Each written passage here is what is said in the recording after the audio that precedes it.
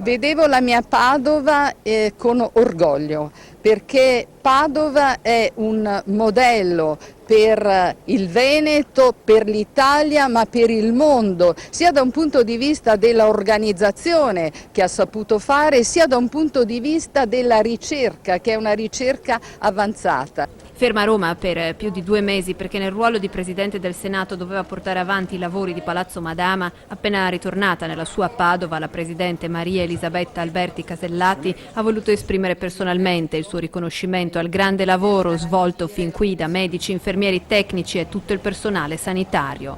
Ad accoglierla accanto alle autorità cittadine anche una delegazione di camici bianchi. Ieri il Senato ha dato un segnale molto importante, perché su mia iniziativa tutti i gruppi parlamentari, quindi tutti i partiti politici, hanno sottoscritto un disegno di legge che, per l'istituzione della giornata dei camici bianchi. Un riconoscimento a quello che definiscono un modello veneto, tanta professionalità, tanta competenza, tanta disponibilità e tanto sostegno soprattutto da tutti i professionisti. Un modello al quale hanno contribuito anche i ricercatori arrivati recentemente da fuori, come il professor Andrea Crisanti, che mai come in questo caso ha dimostrato l'importanza della ricerca universitaria. Se non si finanzia, non si valorizza la scienza, non si applicano metodi di merito nella selezione, poi non otteniamo i risultati in termini di avanzamento di conoscenze, in termini di soluzione, in termini anche di ricchezza poi.